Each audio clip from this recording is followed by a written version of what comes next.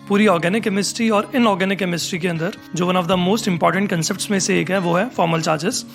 अगर formal charges के calculation में दिक्कत आती है तो आप देखोगे पूरी ऑर्गेनिक केमिस्ट्री, पूरी इनऑर्गेनिक केमिस्ट्री में काफ़ी दिक्कत आने वाली है।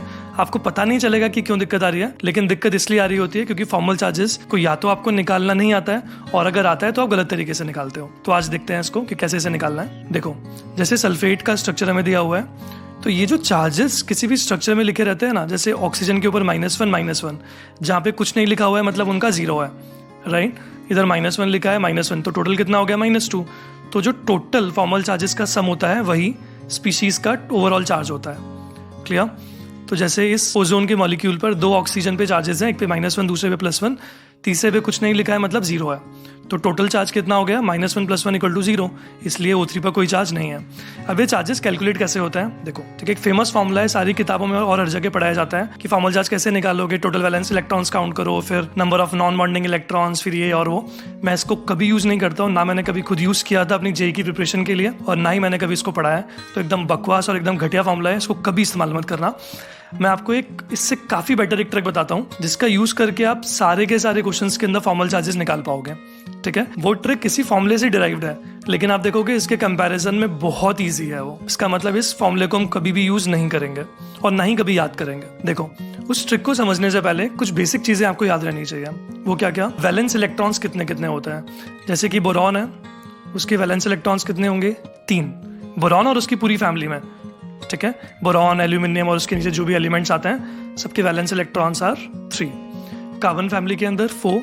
नाइट्रोजन फैमिली जैसे नाइट्रोजन, फास्फोरस, इन सब में कितने होंगे, 5। देन ऑक्सीजन, सल्फर, इन सब में 6। फिर हैलोजन फैमिली में 7 और नोबल गैस फैमिली में 8। सबसे पहले तो हमें इतना याद रहना चाहिए। याद हो गया। अब देखते हैं ट्रिक क्या है। जैसे मान low carbon monoxide gas CO के अंदर आपको फॉर्मल चार्जेस निकालना है कार्बन और ऑक्सीजन के। तो देखो कैसे निकालेंगे। आपको हमेशा क्या करना है ना, पहले तो मुझे बताओ कार्बन के वैलेंस इलेक्ट्रॉन्स होते कितने हैं, 4, उसे साइड में लिख लो। ऑक्सीजन के कितने होते हैं, 6, उसे भी साइड में लिख लो, ठीक है। अब देखो आपको करना क्या है कि जहां भी आपको बॉन्ड्स दिख रहे हैं ना, उसको बीच से तोड़ दो। तोड़ दिया भाई, आगे क्या करना है। अब देखो, एक बॉन्ड के अंदर कितने इलेक्ट्रॉन होते हैं, 2 इलेक्ट्रॉन होता है, और आपने 20 से तोड़ दिया है। इसका मतलब दोनों एटम्स को एक एक इलेक्ट्रॉन मिल जाएगा डिवाइड करने के बाद। मतलब इस बॉन्ड के अंदर 2 इलेक्ट्रॉन्स थे, तो 1 इलेक्ट्रॉन मिल गया इसको, 1 इसको। सिमिलरली दूसरे वाले बॉन्ड में भी 1 इसको और 1 इसको, then this and then this. बात समझ में आई। अब ये देखो कि कार्बन के पास कितने इलेक्ट्रॉन्स आ गए, 1 2 3 4 5, 5 इलेक्ट्रॉन्स आ गए। होने कितने चाहिए थे, 4।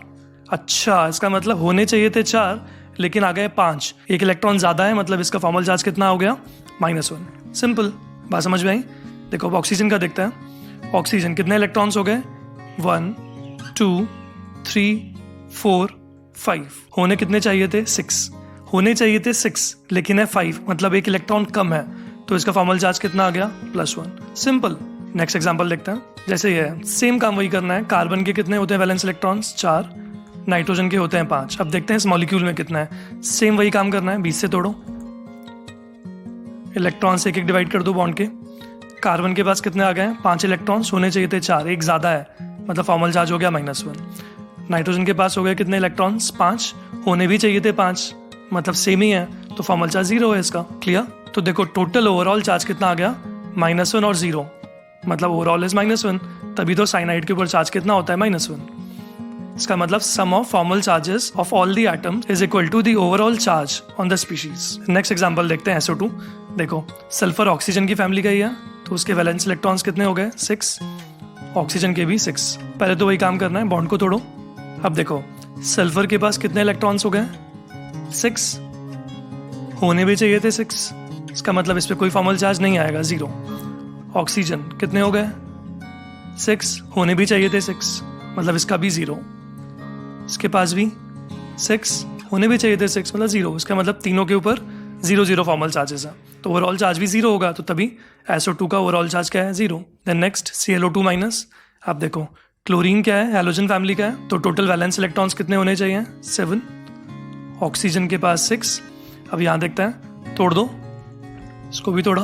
अच्छा, क्लोरीन के पास कितने इलेक्ट्रॉन्स आ गए, 1 2 3 4 5 6 7। यार होने भी चाहिए थे 7, और 7 ही आ रहा है, मतलब इसका फॉर्मल चार्ज क्या होगा? 0। देन ऑक्सीजन का देखते हैं इस वाले 1 2 3 4 5 6 होने भी चाहिए थे 6 और हैं भी 6, मतलब फॉर्मल चार्ज इसका भी क्या हो गया? 0।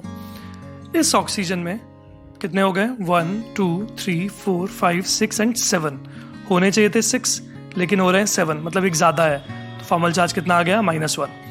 तो इन दोनों का था 0 और इसका है -1, तो ओवरऑल कितना आ गया? -1। तभी तो ClO2 के ऊपर ओवरऑल चार्ज कितना है? -1। बात क्लियर है?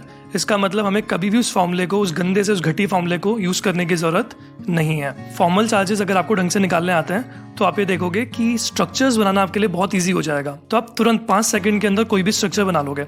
कैसे? बिल्कुल जल्दी से स्ट्रक्चर्स कैसे बना सकते हैं हम, उसके ऊपर मैं एक वीडियो बनाऊंगा और यहाँ पे कमेंट में इसको शेयर कर दूंगा, तो आप उसे देख सकते हो। चलो okay, stay tuned, thank you.